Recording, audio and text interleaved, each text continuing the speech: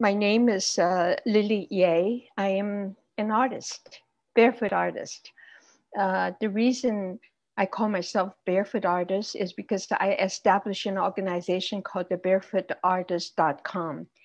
And the motto is taken from the Chinese barefoot doctor, that they take their knowledge and their instruments and in a little suitcase, and they travel to remote places where people usually don't have they didn't have access to medical treatment. And they would just go, there's the great needs, and then they would just practice their crafts and help people to heal. And when they're done, they close their suitcase, then they move on. So that's been like my motto. And so how I started is actually I was trained in classical Chinese landscape painting. I think my art is rooted in that great tradition. It is about longing, it is about expressing an ideal place where it is serene, it's poignant, it's dynamic, it's still, it's luminous, and it contains the tension of light and dark. And also it's encased in a capsule of beauty. And so when you look at the beauty, you feel soothed, but yet at the same time, you feel the struggle, the conflict, the dynamics, and the pushing forces of the opposite, but somehow they find the balance. Just like the Chinese diagram, the yin and yang, and it's dynamic, but it's balanced on the thin thread of the equal forces. And so anyway, I came to America from China. I was born in China, grew up in Taiwan, and came to University of Pennsylvania to study art in the graduate school. And so after that, I have been teaching in colleges, university. I taught at the University of the Arts for near 3 decades. But all that time, I felt something was missing. I was looking for that. And by chance, I had the opportunity to venture into North Philadelphia. I was invited by an African American dancer and choreographer, the late Arthur Hall, very talented and visionary and whatever. And his base, his headquarters is located in North Philadelphia. And at that time, it was a very big poverty-stricken neighborhood. It was like a ghetto. And he had an abandoned lot next to his headquarters. And he asked me whether I'm willing to turn that abandoned lot into an art park. And I had no notion how to do it, but I thought that was in the late 80s. And I said, well, everybody is writing a grant, so why don't I try it? And so I did, and then I got a very little bit of money.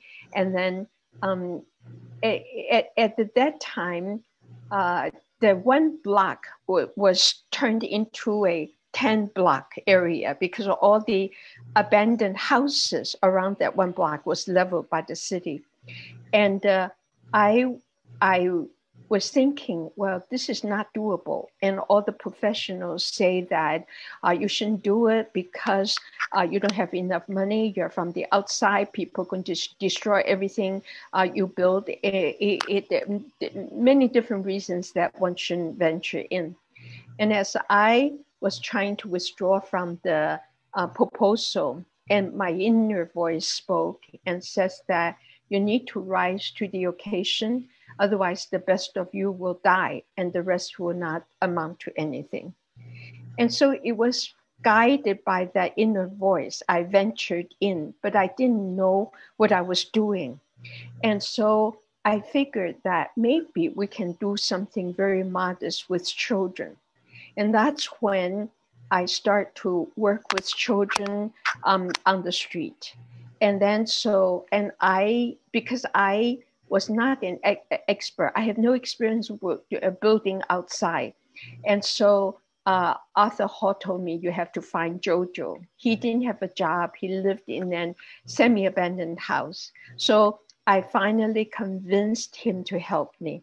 And that's how we started. And he from the neighborhood and jobless and children on the street, not having much money at all. But we just started to do something that was fun, that seemed meaningful for that moment.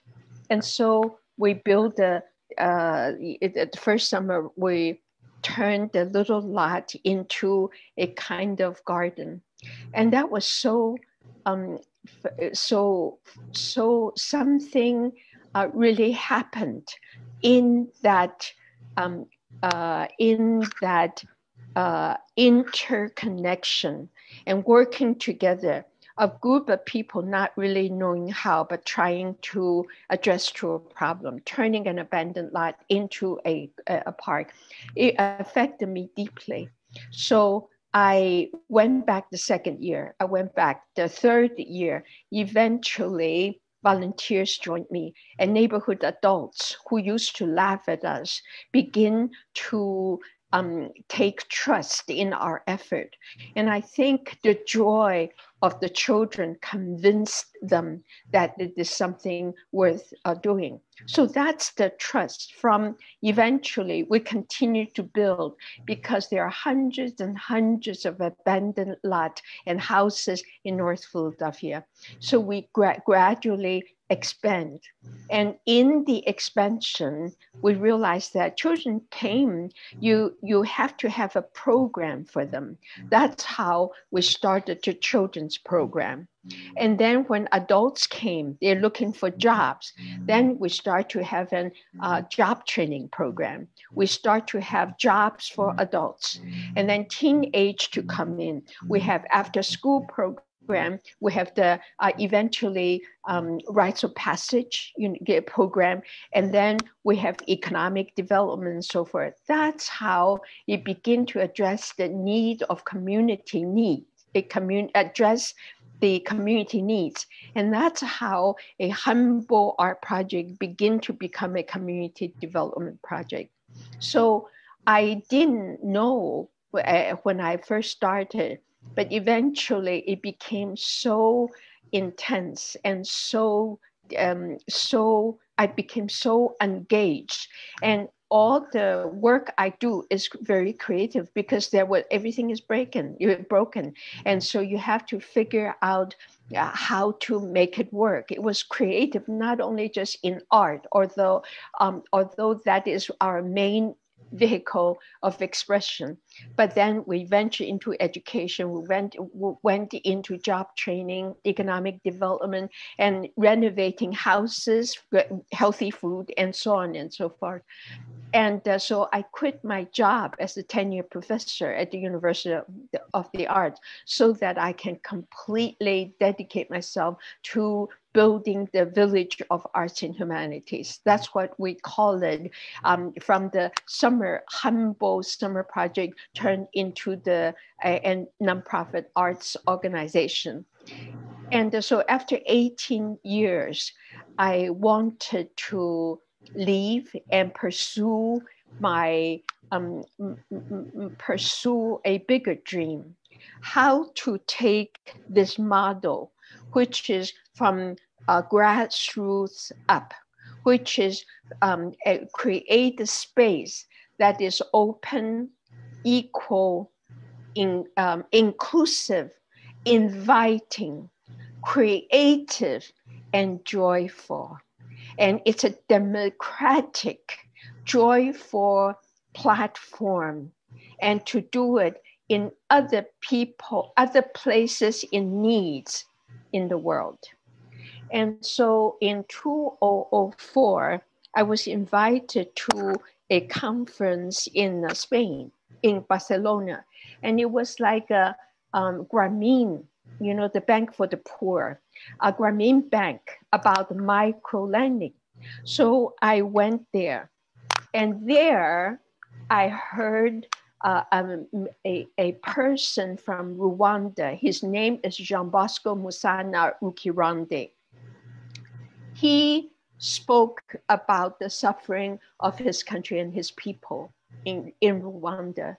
And I was so touched by the depth of feeling in his speech. And I was on my way to a dump site community in Korokocho outside of Nairobi. I was doing a project there. And I asked him whether he can pick me up at the airport, because I wanted to visit him at the airport. And then we go together to his hometown, Gisenyi, and to visit Rwanda for myself. And then to feel what he was presenting and see whether there was any possibility. So neither of us had any idea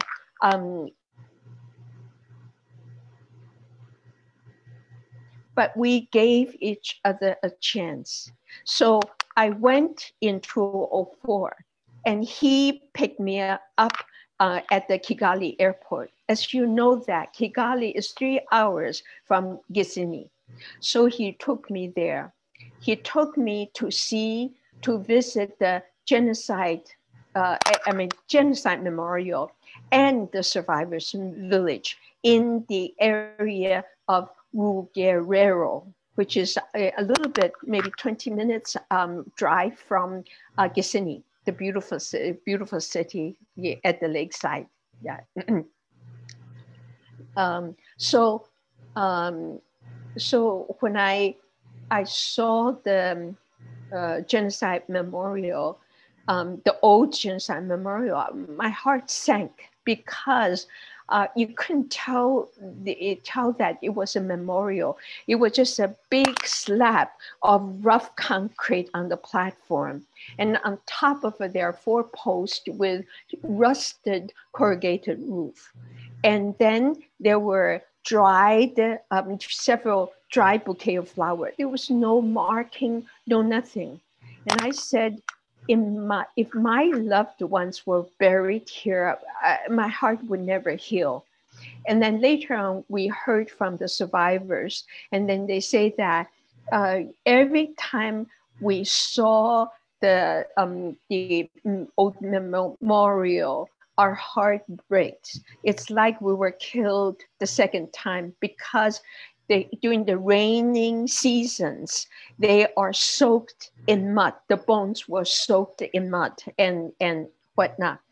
And so I didn't know what I would do, but I just said that I would like to bring beauty to the building of a memorial. That was all. That was the seed thought. Then Jean Bosco brought me to visit survivors village in Rugerero. And the village is actually lovely because of the greens. Rwanda is so beautiful, the hills and the greens, very lush. And then when I get into deeper, then I realized the frozen grief felt by the people. You know, the sun is bright, but we saw no adults. And the only people who came out is little children born after the genocide. And then Jean Bosco said that, though it's not really a village because people didn't know each other. After the genocide, and the government it built up those houses very quickly. It didn't have facilities, no water, no facilities, no electricity, and no floor, no window. And so it's just a volcanic soil. That's your floor. And when you close the shutter, it's complete darkness, and no income and no family. And so people didn't trust their neighbors because they didn't know them. Government put the most destitute, most in need into those houses. And so they suffer in isolation. And so I wanted to bring color to the, I said, the least we can do is some action. Like it's just so frozen in the, I call it the blackness in noon, at noon. The sun is so bright and so lush, the greens, but people are frozen in the darkness in their own houses. So I came back the second day, and so I developed some idea about the genocide memorial, presented to the government and get their support, get their permission to continue raise funds and to start building the genocide memorial. And then I also brought 3 members of volunteers. So we conducted workshop for adults, and we started to paint their houses in bright geometrical colors. And then that simple action provided a platform to bring color, to bring action, to bring collaboration, and to bring joy through working together. That's the beginning of building the, transforming the survivors village. And then when we left all the paints and whatever with the villagers. They continue to paint, and they are so talented. They painted their dreams. They painted goats and cows and motorcycle and helicopter, computer, and there was even a mosque there. Okay, so they painted their dreams, and then they told us that there is a sense of belonging now because their house has different pattern. It's different from another house, and then their dreams are on on the painted wall.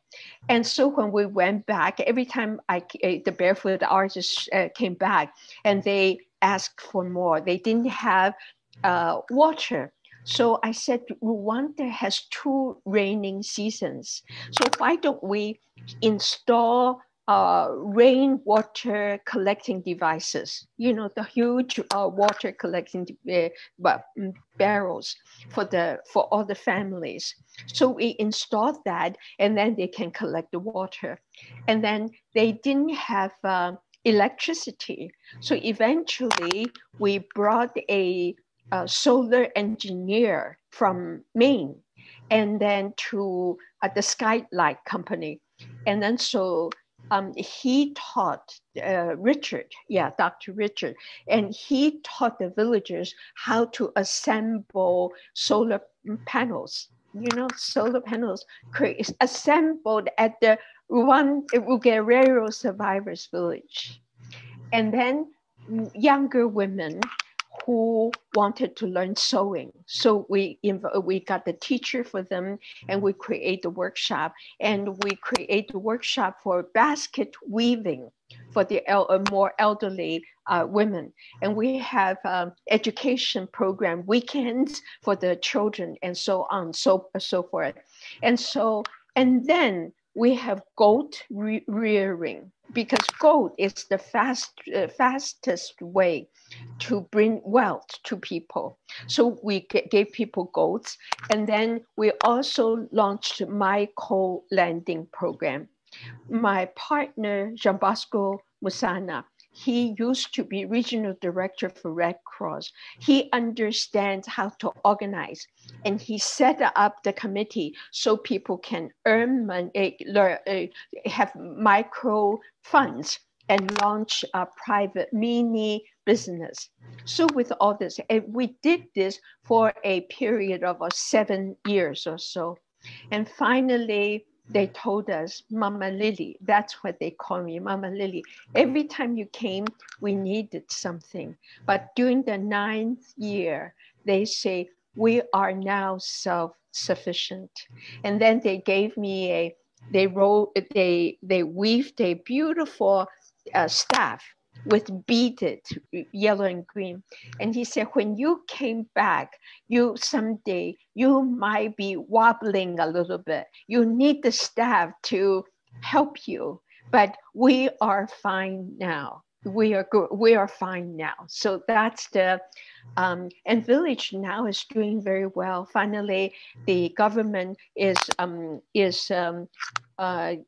replacing the old houses with all new houses. So they have the floor, they have electricity, some have television and whatever, water, and so it's very good, very good.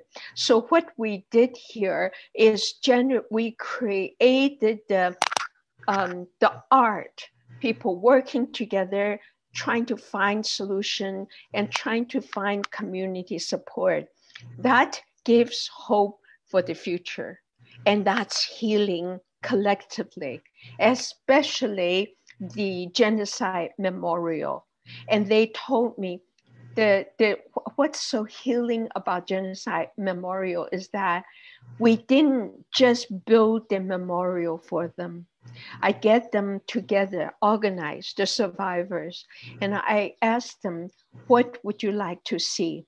And then they say, Mama Lily, you cannot build over the old one because it's not the proper way to bury the bones.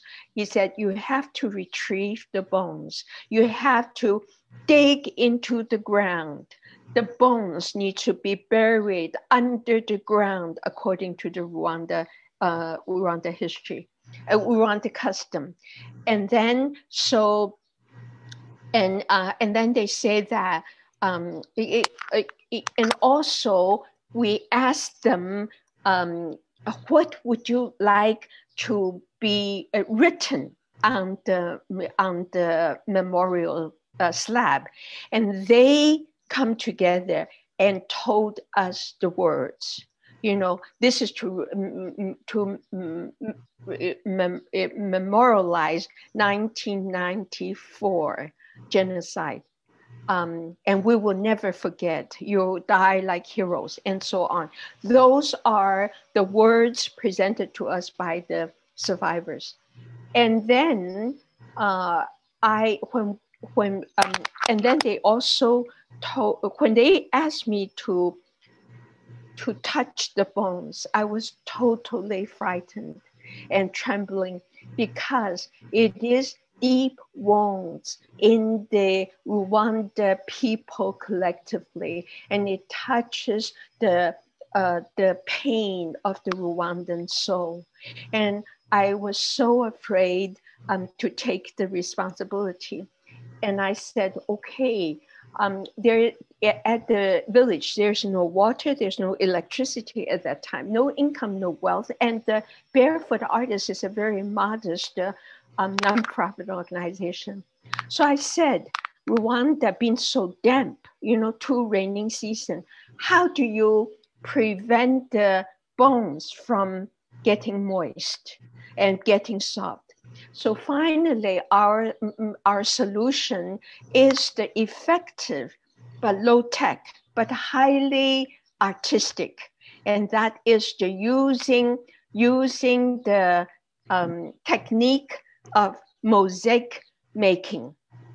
And so mosaics is broken tiles. We can afford to buy a lot of broken tiles. So I brought the art of making mosaics to the villagers. Showed them how to do it. And when we do the mosaics, the village turned out. So now the separate families, they have a platform for people to step in and to do the mosaics together. And mosaic is labor intense. You have to adhere each broken pieces one by one onto the surface. And then you have to ground it. And then you have sand it. You have to sand it until each piece sparkle like jewels. And then it will be beautiful. So they are making these beautiful mosaics. And then they make their words shrine. And then this monument contains the bones of their loved ones. And this is how building a true connection made possible. And mosaics is wonderful because it's broken, just like the people who participate in the project with broken lives. But working together through creativity, through collaboration, in creating beauty, we create hope for the future. And so during the annual festival, not festival, annual morning on April 7th, I was there to witness the event on the 15th anniversary. And then survivors, people came and mourned their dead. When they descend into the bone chamber, some of them not only have to see the coffins that contain the bones of many families, some of them have to open the coffins to look at the bleached bones, the source of pain and ripping apart of your heart. And some people, many people screamed, hauled, collapsed. And then that, to me, that bone chamber, that empty space, become the receiver of the pain and the grief. And that is the place where healing began. And I feel that so collectively, there is the place for people to pour their sorrow, to remember their lost. And the survivor told us that now our loved ones can come home into this place of beauty with dignity. Okay, so this is collective healing. And yet I get to know the people I work with very well, like the young women in the sewing group and the more older group in basket weaving.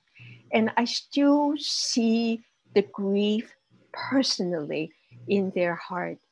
And I said, well, how could you get them to tell their stories? And maybe that you have to tell the stories where it hurts. It's to heal. It's like doctor, if you have some growth inside, blister somewhere, and you go to a doctor has to open it up and take it out. It's painful, but that is necessary. So I just say that they need to tell their stories. And so I didn't just go to them not knowing them. This is the third year maybe into the project. And so there's the mutual trust. They knew that I was there trying to provide a space that we can build the future together. And so I get them together. First, I think this workshop has 12 young women. And so we just come together and then we want to share. I said, well, maybe we can remember your loved ones in writing and in drawing. And suddenly the room became quiet, and their face just frozen. And some started to cry. And I said, but don't go there. Think of when you were younger, when you were your parents, their happy days. And some cried harder.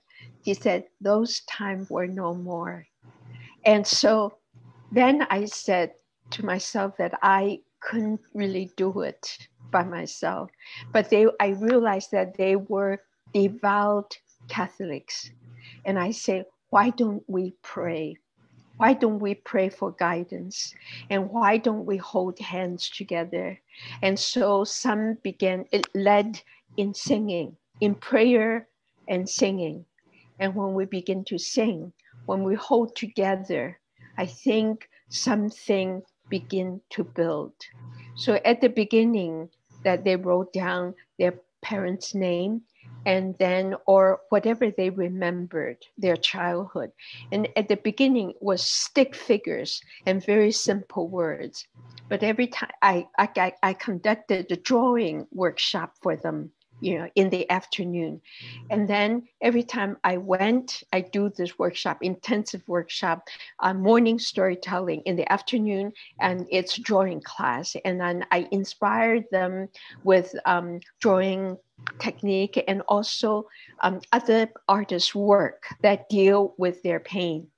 And so slowly, they begin to blossom. They begin to be, some of them become so good in storytelling and in drawing. And that's when I see the personal healing along with the collective healing.